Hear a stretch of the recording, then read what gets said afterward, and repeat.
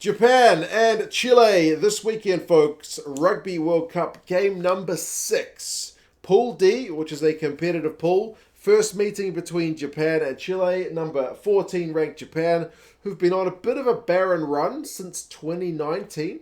They've not had a heck of a lot of wins. They've beaten Uruguay a couple of times. They have lost the Pacific Nations Cup recently.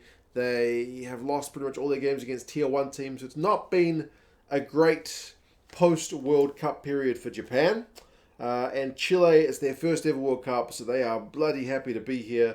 And both sides like to play some good rugby. So we'll go through the lineups, some stats, predictions, and you guys can let us know your thoughts on how things are going to go. For the Japanese, they've named a relatively stable side from the one that lost to the Italians a couple of weeks ago. Stalwarts Inagaki and Sakate come into the front row, up from the bench. The front row is pretty much always the same 6 guys. Not always, but generally it's the big names are Inagaki, Sakate, and Gu. Those are your starters in this game, and then Horie, Millar, and Valu as the reserves. So like Craig Millar and Shota Horie started against Italy. This time they're on the bench. It's a little bit of rotation, but it's basically it's the veterans going into camp for this one. So no real kind of dramas there. No excitement.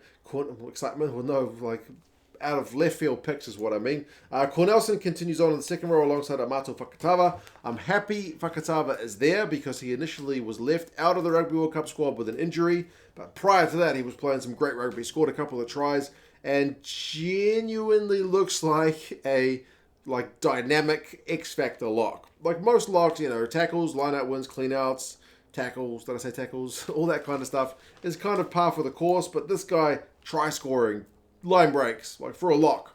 He's definitely one to look out for. Michael Leitch, tackling machine, made, how many was it? 14 from 14 against Italy. He's there at number 6. Shimokawa is a little bit of a surprise at number 7 because he's only in his first ever test start. He's had a couple of games from the bench for Japan before. And then Himeno is captain at number 8. He's going to be their kind of talisman who breaks tackles and wins turnover ball and makes tackles of his own. Expect him to be busy at the back. 9 and 10 is Nagare and Matsuda. So Matsuda up from the bench gets the nod at number 10. A little bit maybe of a nod towards the experienced line. And then Nakamura and Riley. I never finished the Japanese depth chart, but I feel like that's the most common midfield duo we have seen across this Rugby World Cup cycle for Japan. Certainly Riley has been a stalwart at 13. Nakamura is up from the bench from the last one. And then Naikabula, the Fijian left winger, has been on absolute fire since making his Japanese debut a few weeks ago. I want to say a month or 2 ago. He's been scoring tries. How many defenders beat did he get against Italy? 5, and he had 81 meters. So he's a proper excitement machine player. And then the other back 3 players, Matsushima and Masirewa. Yeah, man, it's an attacking back 3 from Japan. Matsushima's got a pretty big boot on him. He can beat defenders. He also beat 5 defenders against Italy. Masirewa, kind of hot-stepping player. So you might even see these guys kind of interchange in their positioning play and whatnot. But yeah, man, expect these guys to spread it wide and look to score some tries. For the reserves, Horie, Millar, Valu, like I mentioned, Durns, Fukui, who I maybe expected to start at 7, is on the bench. Saito Osada, who's also a recent kind of addition to the Japanese squad, who's looked the business and proper gas at 12. And then Lameki, more of a veteran player there as your other back replacement. So 5 forwards, 3 backs on the bench for Japan. For Chile, a side that I don't get to see that much. What do I know about Chile? Most of their players play for Selknam, which is the Super Rugby club from the South American competition. So their cohesion level should be through the roof. They know each other all pretty well. They play a pretty exciting brand of rugby, which involves lots of passing, lots of running, lots of offloading. So a very entertaining side. And their series against the States, which I did watch when they made the World Cup, finished the World Cup qualifying campaign, was phenomenal. And you can see what it meant to them to be finally qualifying for a World Cup. So their most recent game was against an Argentinian 15. They've changed a few guys since then, but it's the same front row. Carrasco, Escobar, that's Diego, and Ditas. Ditas has been singled out as kind of one of the guys to watch. I think he's about 30 years old, 120 odd kilos, so expect him to try and put pressure on at scrum time. Saavedra and Iceman is a new second row, so it's totally different from the team that played last week. But then the talisman player Sigrid in the back row at number 6, who's played a bit of rugby over in the UK. Expect him to top the tackle count against Namibia recently. He had 18 tackles. The next best Chilean was like 11 or 12. So yeah, he is going to certainly lead from the front as captain.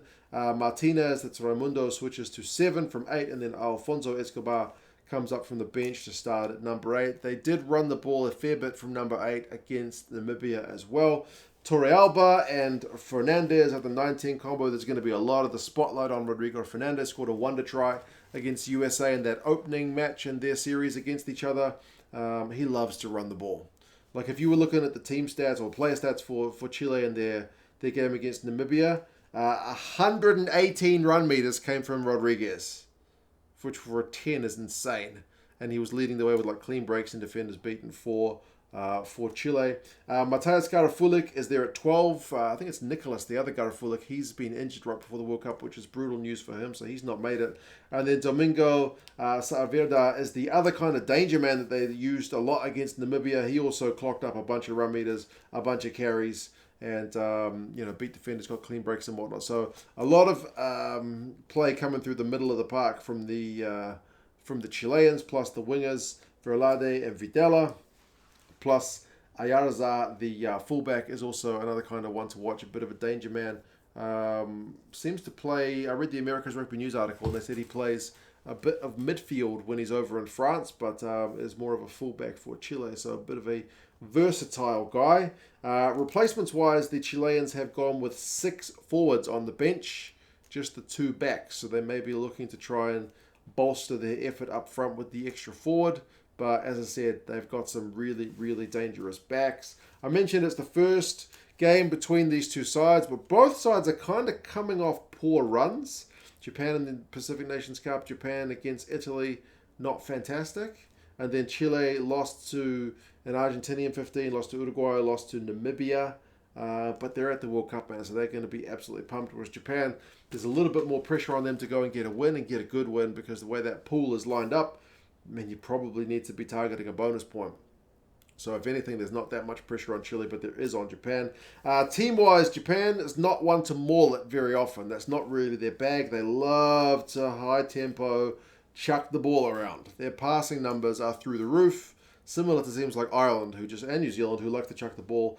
However, Japan's also had the highest rate of turnovers conceded of all the Tier 1 teams. So chucking the ball around is good, but dropping it as much as they have been or getting turned over, isolated runners, not so flash. Also, their goal kicking has been the worst of all the teams I've been tracking at 54%.